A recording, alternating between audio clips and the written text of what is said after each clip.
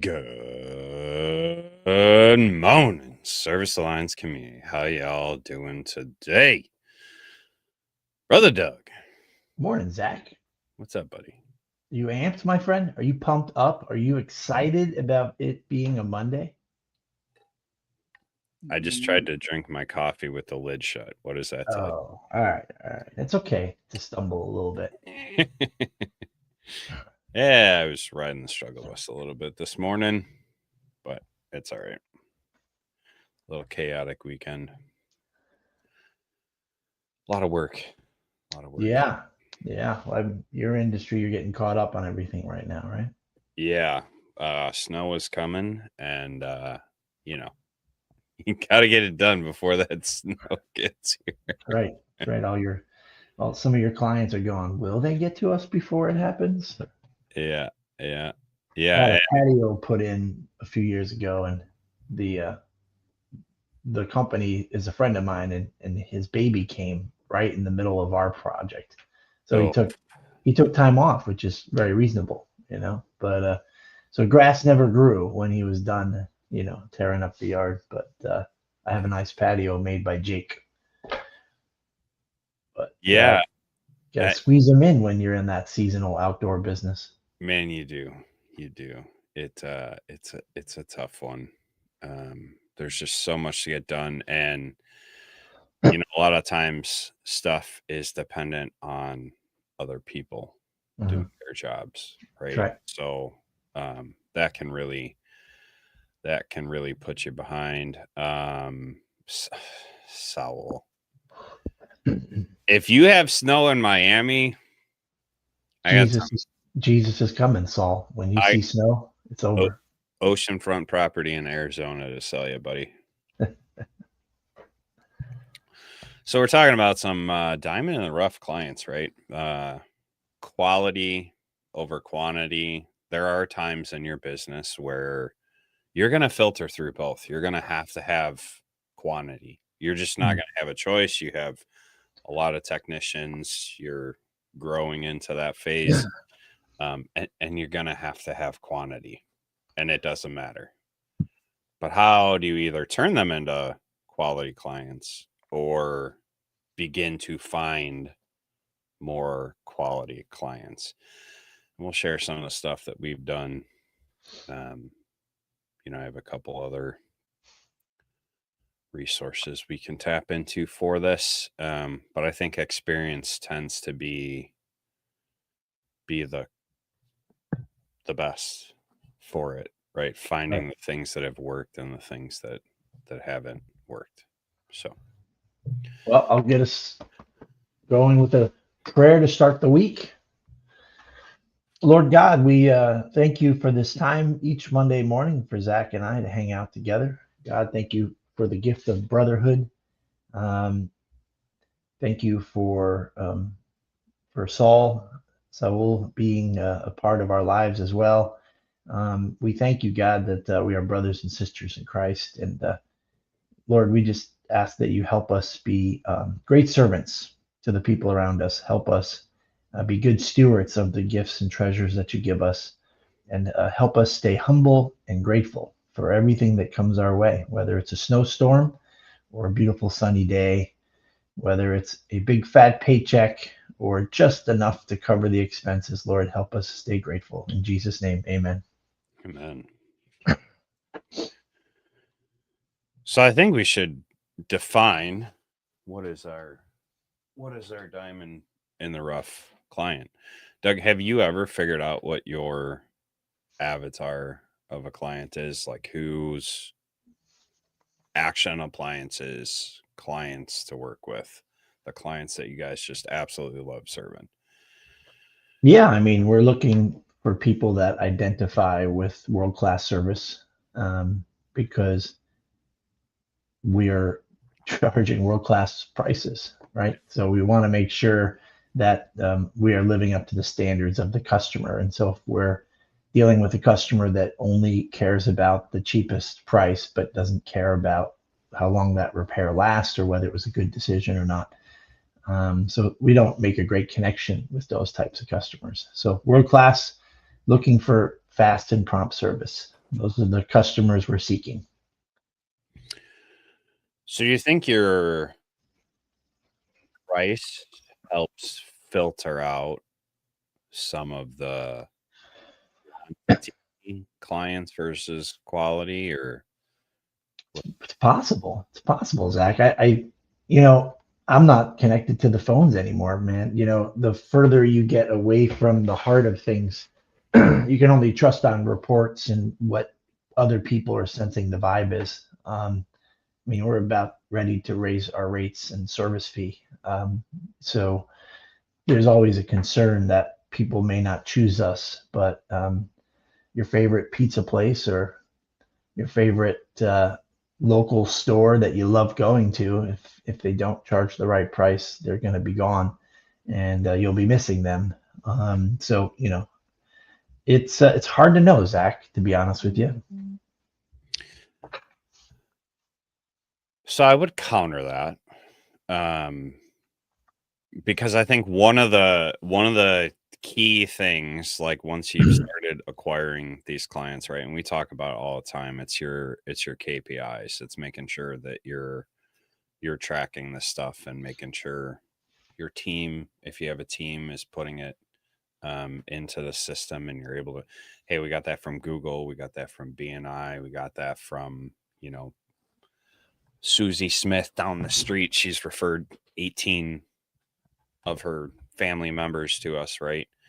Should be tracking this stuff. And if you're not, go back and watch those episodes and get KPIs, get that tracking in place, start doing that. But I would venture a guess, because you've been able to maintain, and you're also looking at the other side of that, right? You're looking at customer satisfaction. Hey, are our clients actually happy with what we're doing? We're getting the reviews. Are they using us again? Are they referring us? I bet you have more data than you realize this morning. oh, I have all those things, Zach.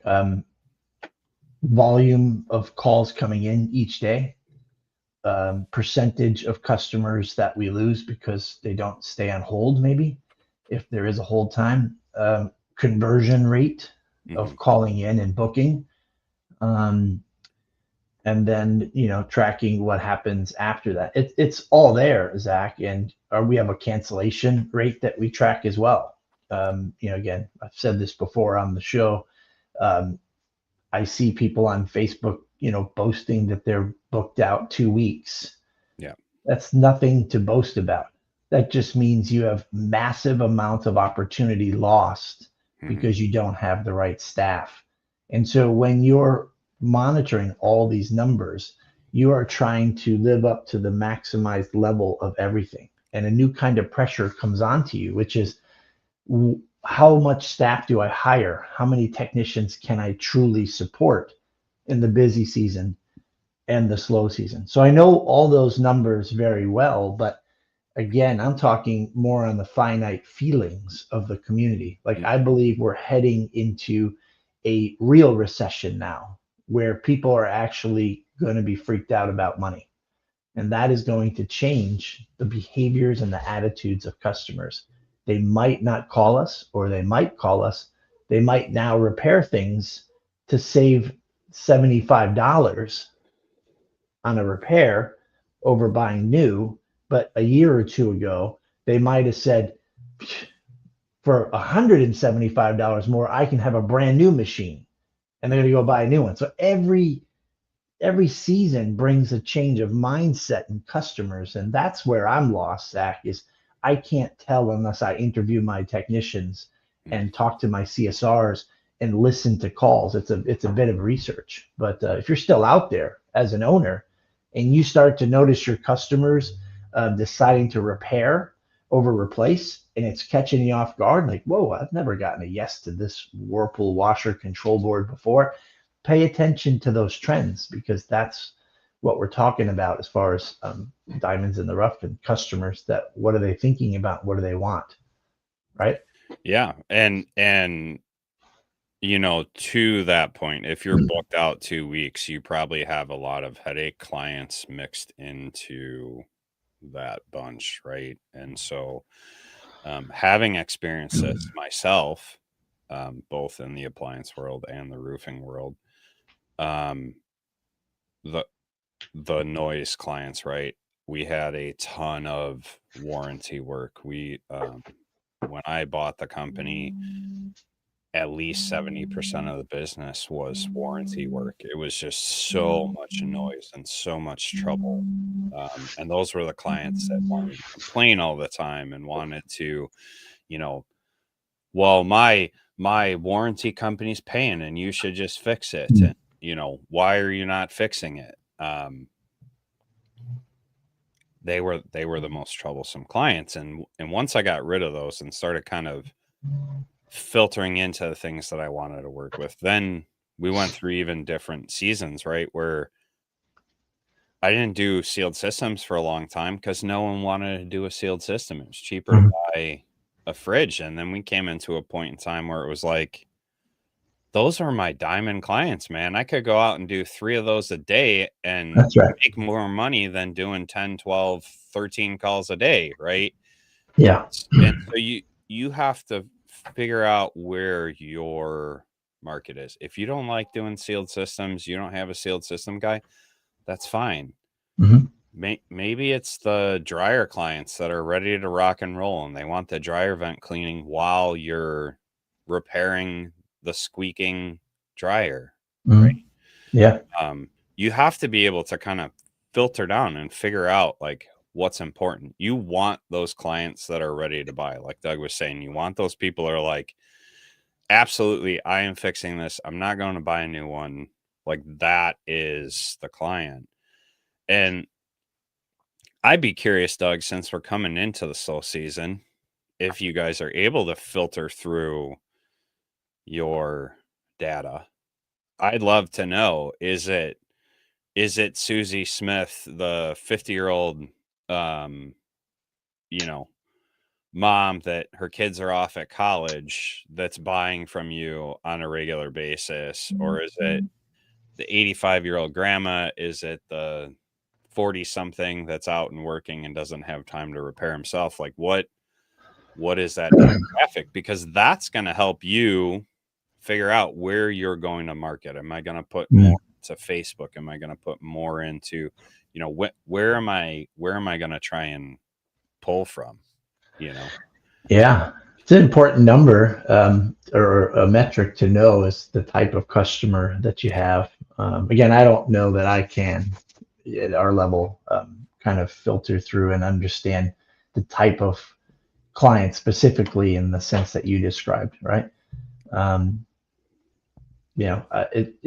instance, if when we raise our rates, if our cancellation rate doesn't drop and our booking rate stays the same, then that means that there's still a need for people who want same day, next day service. And they're gonna continue to call us. So I just have to kind of watch those trends. It's tricky, right? COVID was a really challenging time because there was nothing that was normal.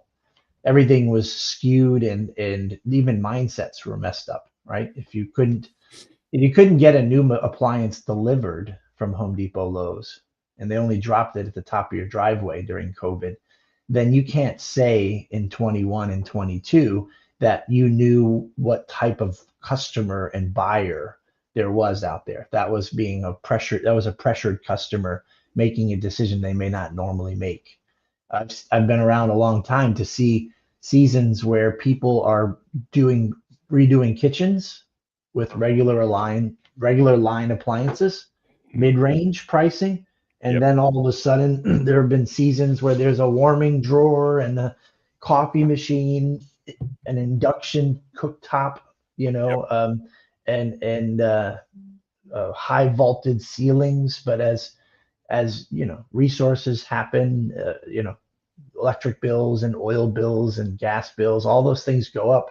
All of a sudden, a beautiful kitchen with the vaulted ceiling is not practical. And so I think we're going to see what happens in the next few years for sure, or a couple years at least. Yeah. I mean, 2011, 2010, I was getting in. Yeah, And 2008 was the financial crisis, and you had middle managers and right, mid white collar middle America lost a lot of jobs, right. and they were getting rid of their $500,000 homes and downsizing, right? And we're coming back into a season like that. I've been saying it for years that COVID was like just this artificial inflation of what we dealt with in our industry. We're kind of coming back around in the cycle to where we were in about 2010, 2011, 2012, right? We're kind of hitting that spot. Actually, we might even be hitting closer to the 2006, 2007 Mhm. area. So it'd be interesting to see what happens, but that's where the quality of the client is going to matter more. I know you and I are both in BNI. Do you find those to be good quality leads? Have you gotten a ton of leads from? Uh, Yeah, yeah. Um, I mean, we're pretty niche. So roofers, everybody, there's a lot more roofs that need to be replaced. You can't just go buy a new house. You're not going to trash your house and build a new house with a new roof. So our industry, roofers definitely get a more robust lead referral for sure. we But also get a lot more quantity than quality of well, clients. that's So, true too. That's true too. But you only need 5 jobs and I need 50 to right. make the same amount of profit or some number like that. But in BNI, what's great is, a referral coming from one of your BNI referral people or partners. I mean, they're not just going to say, oh, call these people, or I Yeah. saw them on Facebook. They're going to say, his name's Doug, and the cool thing about Action Appliance is they do service and sales. So no matter what happens, we can take care of. They'll be able to take care of your appliance need, and they've been around since 1961. My commercials have built sort of taglines that all my BNI partners have, so that I'm getting a next level lead for sure there. You get the scrappy ones too, but not very often. Typically, they know what they're getting into. And then if it's a BNI partner that's used us and they were thinking to fix the dryer was going to be $250 and they got the sticker shock that it was 375, but they went with the repair and we came out the same day that they called and maybe we had it on the truck, and if not, we got back in 2 days, and Mhm. they see that, they're going to be honest. They're going to say they're not the cheapest, but I promise you they're going to take care of you. And if that customer is looking for the cheapest solution, then maybe that referral won't even call me, right? So my BNI partner would say they're not the cheapest, but they are amazing, and this is what I experienced. They might just go, screw it, I'll just go to Home Depot and buy a new appliance, Yep. or they're going to call and they're going to know what they get. Yeah. Well, and so that's where the quality comes in, right? That is a vetted referral source. That's not just Google. They find your name and they assume that, Mhm. they're going to be able to fix their dryer for $6 and a pack That's of right. bubble gum, That's right? right. It's going to be someone who understands like there is some value Mhm. that is behind this. And so that's finding a value driven client. And really I know that you guys go through other sources, but I would venture to bet that most of those clients that come from BNI are the kind of clients that you want to work with Yeah. because they already know the value that is packed behind it. And so they tend to be your lowest maintenance, your highest ROI, and your most enjoyable clients Mhm. to work with, right? And that's what I'm talking about with the diamond in the rough with the quality. Back to Andrew's comment earlier, we're reactionary. We worry about us to worry about a specific audience. I think we cater to those in need and not the people who may want us. And I argue with that because I don't want to serve everyone who's in need because I've done that before and I've experienced the pain that comes with a quantity of everyone, right? The number all is not a good number for me, personally. It might be for some people. Yeah. Don't don't take that the wrong way. But for me, my ideal client is not a part of the number all. It is a very specific subset of customers who are ready to buy, who aren't going to fight me every step of the way. I want those people that know that the value is there, right? Yeah, well, I agree more with Andrew. So Andrew, now we have to start a podcast because Zach and I disagree. Um, I again, I watched it in COVID. When you're booked out and you're understaffed, the next logical thing to get the most profit is to not go and fix microwaves and dishwashers, Yeah. right? If it's an LG refrigerator, I'm not going to go on it. That's survival mode. That's you picking and choosing the clients you want so that you can be sure you make the most money. Or maybe you're more holistic and you're like, well, what about the person with the great washer? If they have to wait 5 days for me to come out and I fix 7 microwaves or go in and just collect the service fee on 7 microwaves, I could have took care of that lady. There's a lot of speculation there. And to Andrew's point, I don't think it's called reactionary, Andrew. You have to identify who you are. So if you never want to hire anybody because you hate employees, Zach, then you have to do that. You have to be that way. Go and find special customers that will be there and acknowledge the fact that, Zach, you might lose Mrs. Jones to Action Appliance because she couldn't wait for you. And then, my tech Tony was just as good as you were, Zach. He doesn't have a beard, but she's willing to sacrifice the beard, right? So it means that you need to react in the right way, and that was to hire more people, to understand that when people, for us customers, it's not about the repair ever. It really isn't. It's about a lifelong relationship. Do you know how expensive it is to get a lead today from, say, Google? It's like Oh, it's 60, ridiculous. 70, 80, $90 to make the phone ring. If you go and just fix their range for them and don't leave your information behind, don't make a connection so that they remember you and will call you, that is just terrible, wasteful business. You need to make a customer for life every single time you go in the house. That's why a dishwasher or a microwave or a sub-zero refrigerator doesn't matter to me. Now, once we meet and talk and they experience us and our pricing, then they might say, you're not a good fit for me. But I'm going to treat every $89 lead the same way. So, See, and I went on the dishwashers and the microwaves, but I went on them for customers who had value. I went on them for customers who had already established the lifelong. yeah, I couldn't keep employees. I mean, like the training pain and a lot of that was on me and just not having the experience to be able to train and not being able to get myself off the road. But I did not have the time to do every nonsense microwave.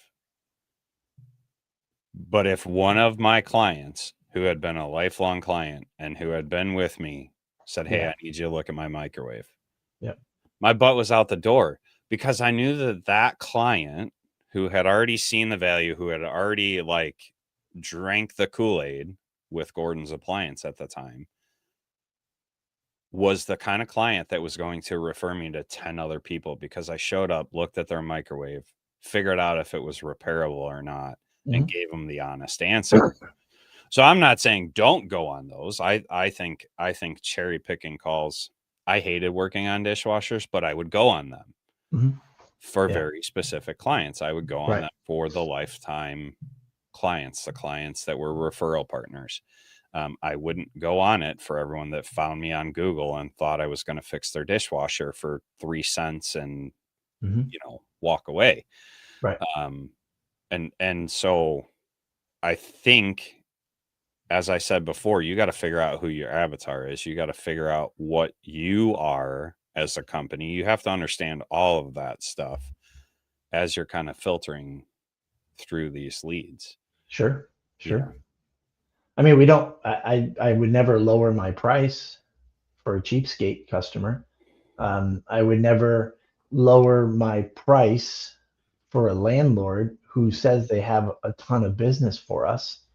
yep. We, But how many guys do that? And that's my point. Like you have to have a series of non-negotiables within your business. right. You have to have that defined. Who am I to be able to find the clients that you want to work with? I'm Right. willing to work with a landlord who's not going to beat me up over price. I took my landlords because she didn't. My favorite one down in Morris, it was about a 40-minute drive, but she had a ton of volume. She's a great lady to work with. I never had problems. And then I passed her off to a good friend of mine who has the sales side. So now he's doing her repairs and sales, and she's still a great client for him. Yeah. Because she wasn't a headache. She didn't fight about the price. It wasn't nonsense. But the guy who was constantly beating me up and saying, "Oh, you're so expensive, and why weren't you here yesterday?" Well, because you called me today. That guy, I booted his butt out the door Oh, faster sure. than anyone. Sure. Oh, absolutely. He was a cheapskate slumlord. Yeah. That's not my diamond in the rough client, but she Right. was. In 1 year, I did $70,000, $80,000 of business with her, and I didn't have to fight. That was my ideal client. You know what I mean? I think we have to be very firm in what those non-negotiables are for us, Sure. right? Sure. You shared, hey, we're same day, next day. I'm not gonna back down. I'm not a cheapskate company, so I'm not gonna back down for you there, right? I'm sure you have some other non-negotiables that have led you to who your diamond clients are. Oh, absolutely. Absolutely. Yep. There's you have to get creative. You have to get creative. I was just thinking about this just now. Imagine either monthly or quarterly, you're giving back a volume. I think Saul might have had a stroke or something. He's just kind of rambling in this podcast. He called you Chuck Norris I earlier, and I so saw that's that. where I that saw came that. from. I saw that. Someone go to Marcone in Miami and just make sure Saul's okay.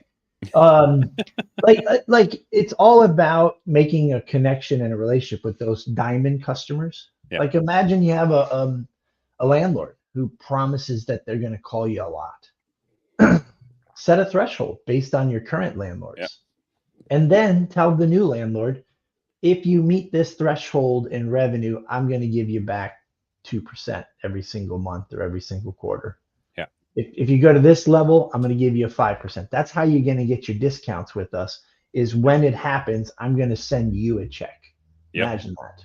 Imagine that. Keeping at your regular price instead of kowtowing to what you hope is a great deal. Mhm. Because here's the deal. Like a guy like Andrew, he's not gonna be able to wear 12 hats and manage all that. You have to put systems and processes in place. Wouldn't it be great to have 10 landlords that took on the Andrew package where they get cash back every month or every quarter, right? Put the system in place. So have Andrew's techs charging the right price, and then when the volume's there, give it back. So it's I don't know how else you can do it. I can't vet 1,700 customers a month and figure out if it's a customer's been with us a long time and it makes sense to do. So I don't know. And we do write people off, by the way. It's a polite way of doing it. We just put them in the do not service category and we don't go back. But it Well, is that is it's part of tricky, Zach. that is honest to God part of figuring out who your diamond clients are. And again, the reason I said it the way that I did, your diamond in the rough clients, right? You don't know unless you go to them. Right. You still gotta freaking show up That's right. because you could think that the guy on the phone that's just like, well, I don't know. I don't know. Why don't you come out and take a look at it? You don't know Mhm. what that guy's going to turn into or that Right. lady's going to turn into, Right. right? They could be that diamond client. They could be the one that gives you 100 other people with an average service ticket of $450 an appliance, right? Like Mhm. you don't know. You got to collect the data over time and figure out what's going on. And that's where, if you have a team, training your team to put good customer notes in your CRM, Yes. put those Yes. notes in there so it Absolutely. pops up. And when the CSR see, hey, listen, you know, Chad went out to this client and oh my God, they're amazing. And, he gave me a tip and he was all about the customer education. And then, um, he took my cards and he passed them out to, Yep. his neighbors at the barbecue. He's awesome. Well, that guy's getting priority scheduling Sure. when he calls back, right? You Yep. got to make sure we're Yep. teaching the team how to. Now Yep. we've harvested the diamond in the rough. We've gotten this great customer, and this Mhm. great customer is giving us customers. Now, how do we polish the stone, so Yes. to speak, right? Yep. Yep. I like it. You started with, you don't know who might be your diamond and customer, but once you identify them, definitely be unique and treat them in a special way, because that's the difference between us and corporations, Yep. right? We have this luxury of flexibility and nimbleness to do things in a way, but I mean, you still have to be structured. Otherwise, it's Sure. a failed promise. If you promise to do things, I'm going to take care of you anytime you ever call, and then your CSR doesn't see the notes or there are no notes, now you're a shit show. But yeah, structure it, man. I think that's a really great thing to do right there. Hey, I didn't say Chad got a discount. I said Chad got priority scheduling. There's a difference. I'm not cutting my pricing for Chad. I'm making Right. sure that Chad gets that white glove A plus priority service, not a discount. He's going to get the best of me, not a discounted me, Mm, right? right. Um and I think that's the difference in great clients and crappy clients, having worked with them, right? The crappy clients tend to be the ones that always want a discount. The great clients showing up same day, next day, showing up as an extra call at the end Mhm. of the day. Oh my gosh, I can't believe you fit me in. Thank you so much. I referred all these clients, and they give you a list of clients that they referred, and you can pull it up in the CRM. And sure enough, those clients exist. Right. They did call you, Right. right? That is the customer that I'm talking about. That's Mhm. what I want my team recognizing, Right. right? Right. So I What Chad needs to experience is shock and awe. Um, get something from you, Zach, that he had no idea was coming. So you meet him and you repair his washer for him, and and after you leave and you've impressed him, you stay connected. The question is what else can you do for Chad? We're not, Andrew and I, we're not going to put a roof on the house, so we're certainly not going to offer a but roof, but you but might everything refer. else you can offer is a dryer vent cleaning. So sending an email, right? Or even how about like in the slow season, sending like a refrigerator maintenance repair. And you say it in the ad that says, for less, you are a loyal customer. For less than the price of a service fee, for $99, we will come and do a free maintenance on your refrigerator. Show a picture of a dirty coil, right? Whatever that needs to be. And then make sure you're intentional when you get in the house, or let them know. It also includes a free inspection of all the other appliances. You know how many people, when we do like a free inspection for a single price, like 7 appliances for one single service fee that's a little higher, how many of them have broken stuff and they think that we're going to go and fix it for free? The soap dispenser cup doesn't open. when we do preventative maintenance service calls, 20% of the time there's something broken. So what about filling your slow schedule with a really incredibly great deal and then do the free inspection? Chad now has lights in his refrigerator that he hasn't had for 3 years. How about a gas fireplace? You ever change a thermocouple in an oven? I mean, it's like, what can you do to impress Chad? Because he had no idea that you did that. And so there's a we're this is the kind of market industry that we're in. It's this appliances, but there are other things that we can do in their home that makes it so we don't have to pay the $90. And Well, who wins? The customer wins because they get the great, amazing service from Andrew now in other areas. Yeah. one of the biggest things that you can do, and this is how I knew who my quality clients were. I would get phone calls for, you got a guy? Even Yeah. still, my quality clients are, you got a guy? Yeah, I absolutely got a guy. Right. So Sure. you might not be putting the roof on, but you got a roofer and Oh he yeah. put the roof on. Right. Yeah. And that Yeah. quality client is going to call you, hey, your service was amazing. I was referred to you by so and so. Do you know someone that does this? Yeah. Right. And that's Yeah. going to be a diamond client every time, because those are the type of clients that want to refer and want to ask questions and want Mhm. to utilize everyone who's in your circle, because their experience with you Right. was just above and beyond anything Yep. else they'd ever experienced before. Yeah. Yeah. Yeah.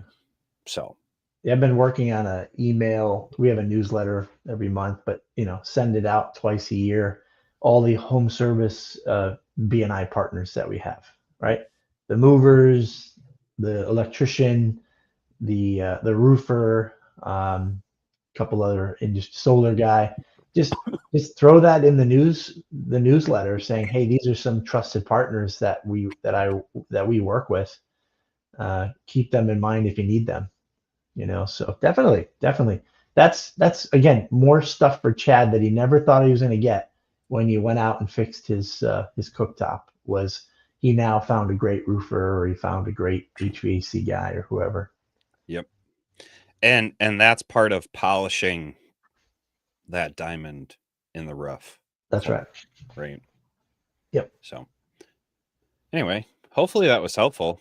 Um, I Seriously though, someone needs to check in on Saul to make sure he's okay.